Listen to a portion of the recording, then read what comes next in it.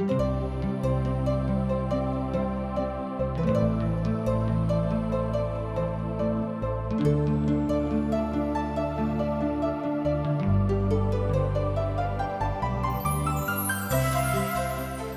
दिन मनुष्य जाति के जीवन के पाप के कारणे तरह तरह के विपत्ति, उलझन, अशांति में पड़ कऽ सच्चा जीवन के ज्योति सँ भटक गेलहुँ अछि।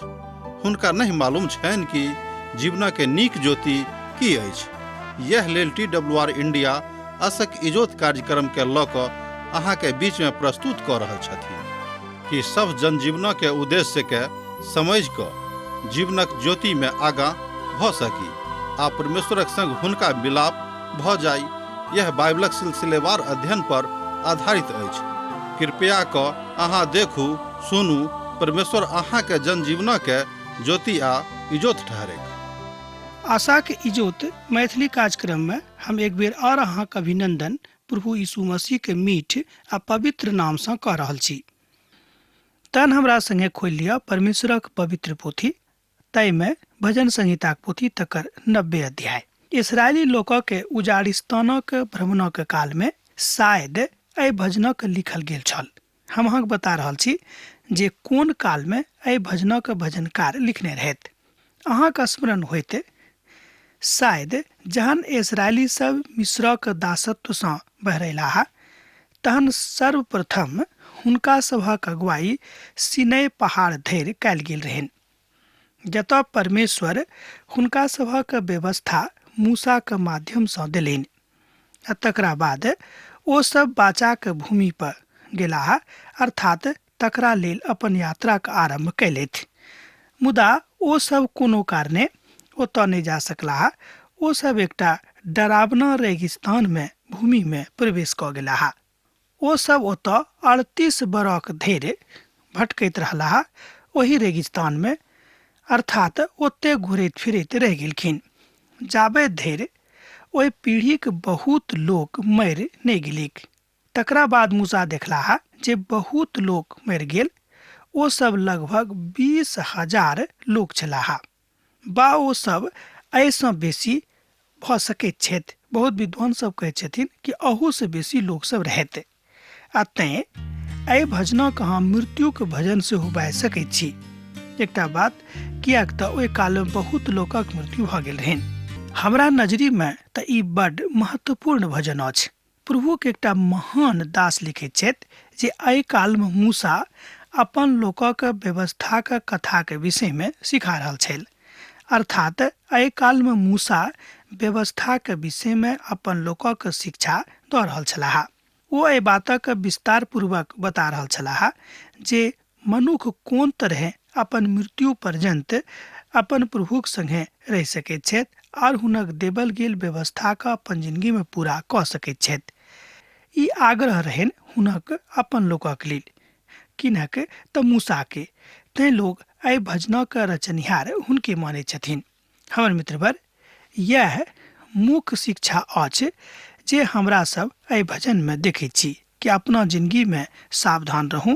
तऽ कोन बातक लेल अहाँ कहबै यौ तऽ कोन बातक लेल? तहन एहिठाम बतायल गेल अछि कि पाप नहि करियौ, तकरा लेल सावधान रहूं। तहन देखियौ जे ई भजन कतेक नीक वा अद्भुत रीति सँ आरंभ होइत अछि।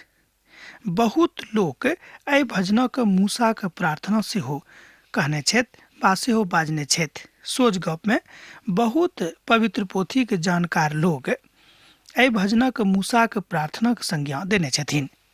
हे प्रभु, अहाँ पीढ़ी सँ पीढ़ी धरि हमर धाम ठहरलहुँ हैं। ध्यान दियौ, हे प्रभु, अहाँ पीढ़ी सँ पीढ़ी धरि हमर धाम ठहरलहुँ हैं। अहाँ सँ पहिने कि पहाड़ उत्पन्न भेल और अहाँ धरती आ जंगलक रचना कयलहुँ हैं। मुदा अनादि काल सँ लऽ कऽ अनंत काल धरि अहीं परमेश्वर थिकहुँ हैं। एहिठाम मूसा अपन प्रभु सँ प्रार्थना कऽ रहल छथि कि हे प्रभु, एहि संसार में सब किछु जतेक बातक के सृष्टि कयल गेल अछि ओ अहीं के कारणे भेल अछि। अर्थात समस्त सृष्टि अहीं के हाथे भेल अछि, अहीं के हाथे संपन्न भेल अछि। आर हे प्रभु, अहाँ पीढ़ी दर पीढ़ी हमर लोका के धाम, हमर लोका के शरण स्थान, हमर लोका के सहारा बनल छी। प्रभु के वचन बाजि रहल अछि कि जे आदि काल सँ लऽ कऽ अनादि काल धरि प्रभु अनंत काल के पिता छथि। अर्थात हमरा लोकनि एहि संसारमे कने कालक लेल आबैत छी, 60-70 वर्षक लेल, 80-90 वर्षक लेल, तकरा बाद एहिठाम से विदा भऽ जाइत छी। केओ 100 बरस पार करैत छथि, मुदा एहन बहुत कम लोग छथिन। मुदा परमेश्वर एहि संसारक के वस्तुतः मालिक हुआ छथि। एहि बातक ज्ञान मनुख के शैतान नहि हुआ दैत अछि। एहिठाम भजनकार एहि बातक लेल मनुख जाति के सावधान कऽ रहल छथि कि हमरा सभक एहि बातक लेल सावधान रहबाक अछि कि जे वास्तवमे उत्पत्तिकर्ता, सृष्टिकर्ता वएह छथि। तहन हुनके माध्यम सँ हमरा सब स्वर्गधाम में जा सकैत छी, आर दोसर कोनो बाट नहीं ठीक। जँ अहाँ देखबे प्रेरितक पोथी तकर 4 अध्याय तकर 12 पद में बतायल गेल अछि कि एहि धरती के ऊपर आर स्वर्गक नीचे और दोसर कोनो नाम नहीं देवल गेल अछि जाय नामक छोड़ि कऽ अहाँ पिता के शरण में आबि सकलहुँ हैं, बा ओतऽ जा सकलहुँ हैं। तथापि पिता परमेश्वर एहि बातक बड़ नीक रीति सँ अहाँके लग राखैत छथि। आ तकरा बाद ओहिमे प्राण फूँकि देलनि, कहिमे तऽ ओहि माठमे, आ वह माठ मनुख बनि गेलिक। एहि तरह हमरा लोकनि देखैत छी कि मनुख जाति के कोन तरह पिता परमेश्वर सृष्टि करलखिन। एहिमे हुनक महान शक्ति के प्रमाण सेहो भेटैत अछि। एहिठाम जाय बातक संज्ञा देवल गेल अछि ओ थी कि ओही रीति सँ पिता परमेश्वर मनुख जाति के बड़ नीक तस्वीर खींच कऽ राखलखिन। अहाँ मनुख के घुरा के अर्थात चूरम चूर कऽ सकैत छी, और अहाँ बाजै छी जे हे मनुख घुरि आउ। एहि तरह हमरा लोकनि देखैत छी कि पिता परमेश्वर मनुख जाति के सावधान कऽ रहल छथि कि अहाँ सावधान भऽ जाउ, किएक तऽ परमेश्वर सर्वोच्च छथि। परमेश्वर मनुख के घमंड के चूर चूर कऽ दैत छथि। एहि बातक सत्यापन अहाँ एहि भजनक के 3 पद में कऽ सकैत छी। ओहिठाम बतायल गेल अछि कि अहाँ मनुख जाति के घमंड के चूर चूर कऽ सकलहुँ हैं, किएक तऽ जे प्यार, जे महिमा अहाँ हुनका देलिए, आर जँ ओ एहि बातक नहि मानैत तऽ अहाँ हुनक घमंड के, हुनक जिंदगी के चकनाचूर कऽ सकैत छी। किएक तऽ प्रभु एहि बातक पूर्ण अधिकार अहाँ देवल गेल अछि, अर्थात अहाँ में सन्निहित अछि। एहि बातक अहाँ भजन 90 तकर 4 पद में देख सकैत छी। ओ बाजि रहल छथि जे हे प्रभुक लेल 1000 बरख एक दिनक जकाँ और एक पहर रातिक जकाँ अछि। आ जँ अहाँ 1000 बरख जीवितो रहब तो अनंत कालक धरि जिंदगी में प्रवेश पायब कि नहि, एकर कोनो बराबरी नहि अछि, बा अग बातक लेल केओ अहाँके आश्वासन नहि दऽ सकैत छथि जँ अहाँ यीशुके अपन उद्धार कर्ता के रूप में ग्रहण नहीं केलहुँ हैं। एहि बातक एहिठाम भजनकार बता रहल छथि कि अहाँ मान लियौ कि बहुत दिनों जँ कोनो कारणे जीवित छी, कारण अछि प्रभु कृपा, तहन जँ अहाँ हुनका स्वीकार नहीं करलियनि तऽ एहिके बादो अहाँ पिता के राज में प्रवेश नहीं पायब। भजन 90 तकर 5 आ 6 पद में के जँ अहाँ देखबै तऽ पायब। अहाँ मनुख के धारा में बहा दैत छी। एक बेर ध्यान दियौ, अहाँ मनुख के धारा में बहा दैत छी। ओ सपनाक जकाँ लागैत अछि। ओ भिनसरक बढ़यवला घासक समान होइत अछि। ओ भिनसर में फूलैत और बढ़ैत अछि, आ साँझ धरि ओ मुरझा जाइत छथि। एहिठाम हमरा लोकनि देखैत छी कि उजाड़िस्तानक जिंदगी, अर्थात मूसा के संगे जतेक लोग छलाह, यहूदी सब, इसराइली सब, हुनक जिंदगी उजाड़िस्तान में मनुख जाति के यह तस्वीर रहनि। किएक तऽ मूसा लगभग 10 लाख लोकक लऽ कऽ ओहिठाम से चलल छलाह। आ तकरा बाद जे तस्वीर एहिठाम बतायल गेल अछि ओ थी कि लगभग 10 लाख लोकक ओ मरैत सेहो दिखलाह। ओ बहुत लोकक अंतिम संस्कार में सेहो भाग लेलखिन। शायद ओतेक लोकक अंतिम संस्कार में आजुक दिन धरि एहि संसार में केओ भाग नहीं लेने हेताह। 10 लाख लोकक के मृत्यु संस्कार में वो भाग ले छलखिन। एहि तरह हमरा लोकनि हिसाब किताब जो करबै तऽ पायब कि अतेक लोकक के मृत्यु के केओ भागी नहीं देने हेतैक अंतिम संस्कार में। यह बात और एकटा दोसर विषय के युक्ति बना दैत अछि। ओ अछि जँ हम मसीह में गवाही दैत छी जहन हम स्वयं के नीक बुझैत छी, मुदा जहन हम स्वयं के जिंदगी के खराब बुझैत छी तहन हम मसीह के गवाही के नहीं दैत छी। बड प्रिय बात अछि। जहन हम स्वयं के बुझनाइ आरंभ कऽ देलहुँ हैं कि हम प्रभुक संगे आबै छी तहन हम प्रभुक लेल गवाही दऽ सकलहुँ हैं। ई बड नीक बात भेल। आ जहन हम बुझि गेलहुँ जे हम प्रभुक संगे नहीं छी तऽ गवाही नहीं दियौक, किएक तऽ हमर समय दिन अहाँके क्रोध में बीत जाइत अछि। हम अपन बरख के शब्दक जकाँ बिता दैत छी। एहि बातक अहाँ 9 पद में एहिठाम देख सकलहुँ हैं। आ भजन भेल 90। अहाँके धरती परक गुप्त कायल पाप स्वर्ग में महाभियोगक बात उत्पन्न कऽ देत। ध्यान दियौक, अहाँक धरती परक कायल गेल गुप्त पाप स्वर्ग में अहाँक लेल महाभियोगक काल बना देत। अर्थात अहाँक ऊपर महाभियोग लाग जायत। अहाँ अपन जिंदगी में बहुत दुख तकलीफ उठा रहलहुँ हैं। उचित गप अछि, उठाइत होब। बहुत लोग उठा रहल छथि, मुदा अहाँके विश्वास अहाँके उद्धारकर्ताक ऊपर अछि कि नहि? एहि बातक अहाँ स्वीकार करलहुँ कि नहि? अहाँ अपन पाप जे गुप्त में कऽ रहल छी बा केने छलहुँ हैं तकरा अहाँ छोड़बाक लेल, तकरा लेल अहाँ कहियो पश्चाताप कैलहुँ कि नहि? यह बात हमरा सब गोटे के आजुओ के परिप्रेक्ष्य में, आजुओ के संदर्भ में सिखबाक अछि। उद्देश्य बड स्पष्ट अछि, उद्देश्य बड पवित्र अछि। जँ हाँ एहि बातक छोड़बाक लेल अपन मोन बना रहलहुँ हैं और अपन पापक स्वीकार कऽ रहलहुँ हैं। एहि बातक एहिठाम मूसा बता रहल छथि कि हमरा सभक आयु बहुत दिनक लेल नहीं भऽ सकैत छै। आ जँ अछो तेकर मतलब ई नहीं भेल कि जे मोन में आयत सएह करब, किएक तो देखलनि कि इस्राएली सभा के कोन तरह मृत्यु भेलनि। एहि बातक ओ अपन आँखि सँ देखने छलाह। हमर आयु 70 वर्षक तऽ होइत अछि। पवित्र शास्त्र बाइबिल एहिठाम मनुष्य जाति के आयु के विषय में एकटा इशारा दऽ रहल अछि। हमर आयु 70 वर्षक तऽ होइत अछि, किएक नहि भऽ जायक एहि कारणे 80 वर्षक भऽ जायत। एहिके बादो हुनक घमंड मात्र नष्ट आ शोकक लेल अछि, किएक तो बड जल्दी कष्ट जाय वाला छथि और हम एहि संसार से चलि जाइत छी। एहि बातक अहाँ एहिठाम सत्यापन कऽ सकलहुँ हैं 90 भजनों के 10 पद में। एहिठाम जिंदगी के उमीरो के बड स्पष्ट चित्रण मिलल अछि। एहिठाम पवित्र शास्त्र बाइबिल बताबैत अछि कि मनुष्य जाति के उमेर 70 सँ लऽ कऽ 80 वर्षक अछि। मुदा अतबे कम दिनक लेल जहन हमरा सब एहि संसार में छी तऽ बहुत प्रकारक के घमंड, बहुत प्रकारक के विषाद आ बहुत प्रकारक दुश्मनी के उत्पन्न कऽ कऽ दुनिया सँ तऽ मोल लेबे करै छी दुश्मनी, पिता परमेश्वरक नजरी सँ सेहो खसैत छी। ई अनुचित लागैत अछि। हम कहियो कहियो सोचलहुँ हैं ई कतेक खराब बात अछि। जँ अहाँ बा हम एहन काज कऽ रहलहुँ हैं तऽ आजुक दिन प्रभु यीशु में शपथ खाउ कि हमरा सब आजुक दिन सँ अखन सँ ई काज नहीं करब। हम अपन बोझ के अहाँके ऊपर दऽ रहलहुँ हैं, किएक तऽ पिता परमेश्वर एहि बातक अहाँके बड विनीत भाव सँ, विनम्रता सँ बाजि रहल छथि कि अहाँ अपन पापक छोड़ि कऽ हमरा लग चलि आउ। हमरा अपन दिन गिनबाक समझ दिअ। एहिठाम भजनकार कहैत छथिन भजन 12 में कि हमरा अपन दिन गिनबाक समझ दिअ जाहिसँ हम बुद्धिमान बनी।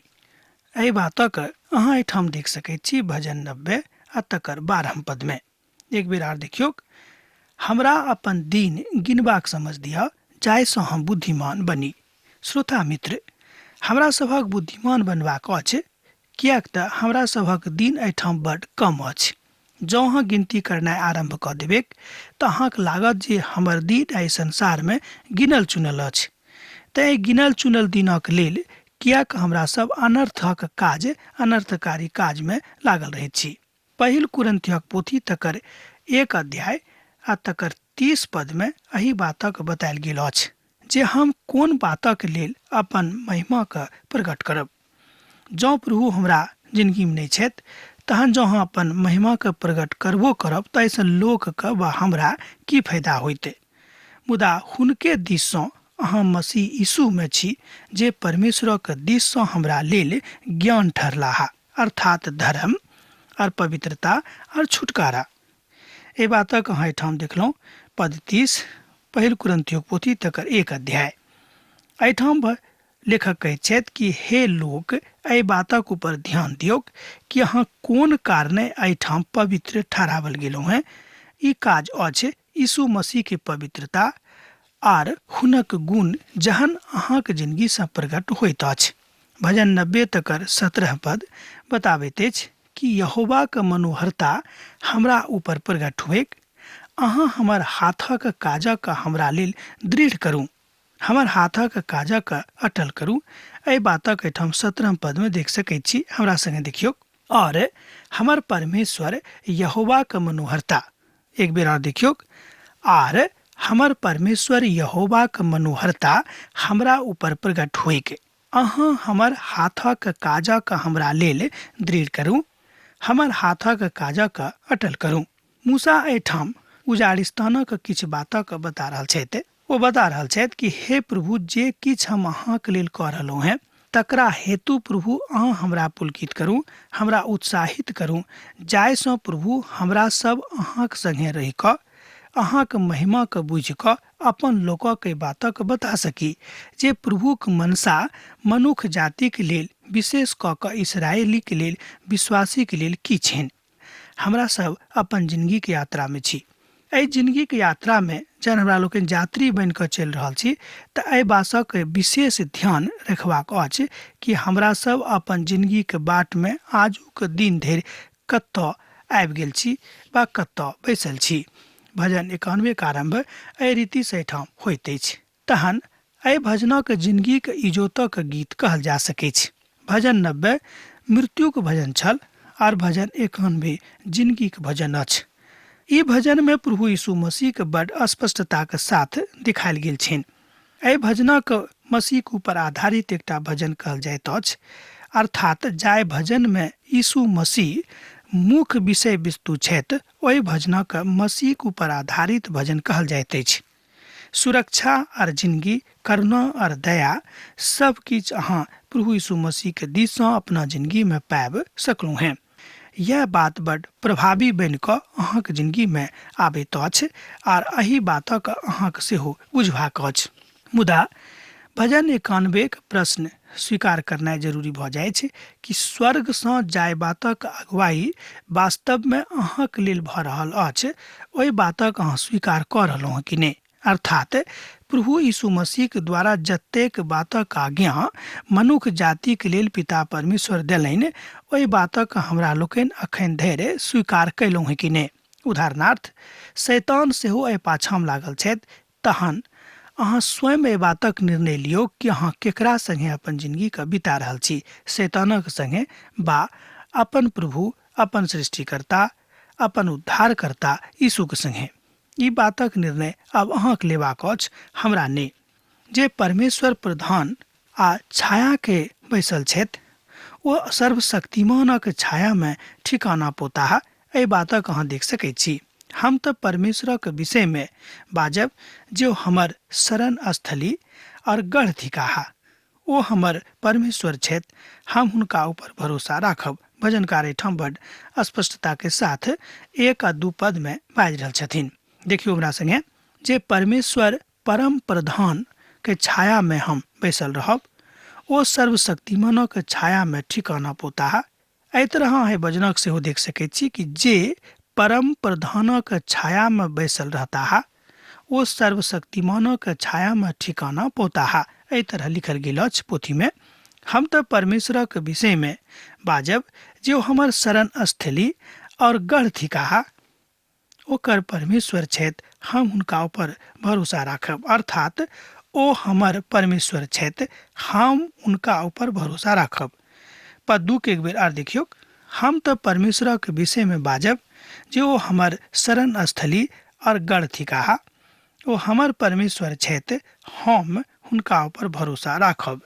एहि तरह हमरा लोकनि देखैत छी कि भजनकार बड़ स्पष्टता के साथ बाजैत छथि कि कोनो चमत्कारिक शक्ति के ऊपर ने, कोनो और दोसर बातक ऊपर ने, मुदा हमर भरोसा बड़ गजब रीति सँ यहोवा के ऊपर रहत आ हम हुनके शरणार्थी बन कऽ हुनके शरणागति बन कऽ हुनका सन्मुख में हुनके पाँखी के नीचा में रहे के इच्छा राखे छी आर वह हमरा अद्भुत रीति से बचौता है, कियाक तऽ हम हुनक शक्ति के जान गेल छियन। यह बात आजुओ के दिन में हमरा सब अखनो धरि बहुत बेर नहीं बुझे छी। ओ तऽ हमरा बैसौलैथ आ हमरा बहुत लोकक जाल से निकाल कऽ अनलाह और महामारी से ओ हमरा बचौने छथि। हुनका सबक एहि बातक ज्ञान भऽ गेल रहनि। ओ अहाँके अपन पाँखी के आड़ में लऽ अनता और अहाँके अपन पैरों के नीचा में रखता, जाहिसँ केओ अहाँके ऊपर आक्रमण नहीं कऽ सकै। एहि बातक सत्यापनार्थ अहाँ भजन 91 के 3 पद से लऽ कऽ 5 पद में देख सकैत छी, जो अहाँक लग पवित्र शास्त्र बाइबिल अछि। एक गोटे कहलनि, ओ जवान रहैत जे ई पद तऽ हमर पद अछि, कियाक तऽ हम सेना में छी और ई पद हमरा दुश्मनों के तीर से बचाबैत अछि। एक गोटे कहलनि, जहन एहि दुनू पदक पढ़ला तो कहलखिन कि हमरा एहि पद से बड़ आशीष मिलैत अछि। बहुत लोकक की गवाही छनि।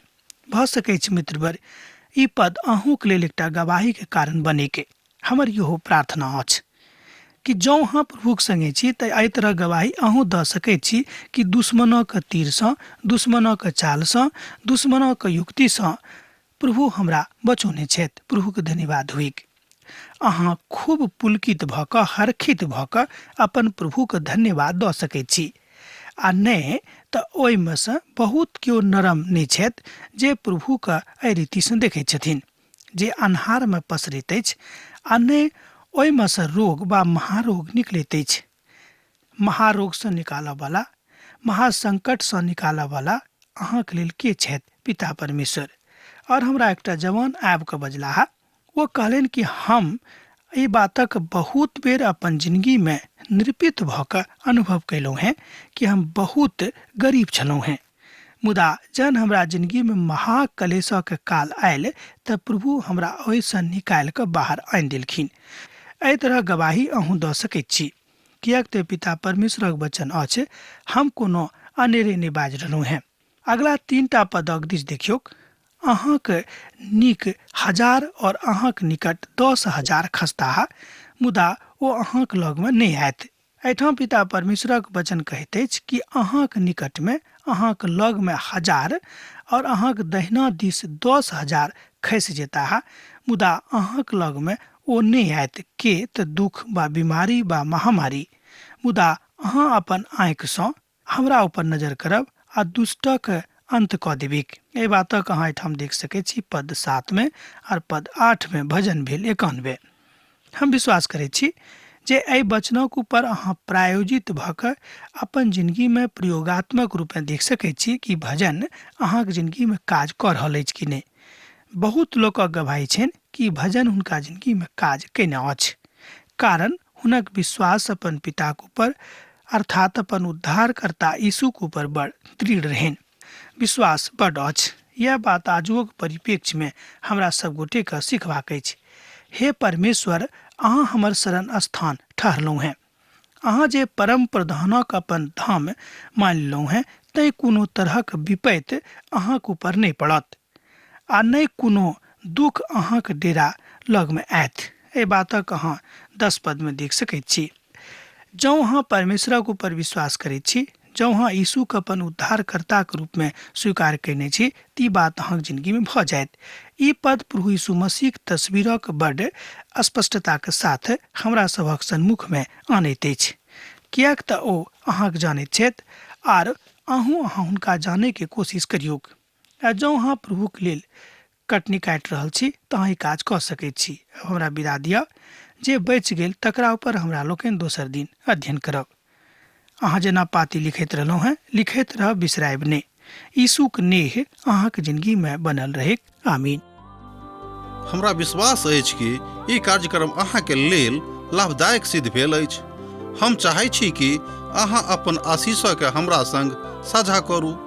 जँ अहाँके नजीक बाइबलसँ, जीवनसँ संबंधित कोनो प्रकारके प्रश्न भऽ सकै अछि तऽ अपन समस्याके लेल प्रार्थना करबाके लेल जँ चाहै छी तऽ हमरा फोन पर जरूर संपर्क कऽ सकै छी।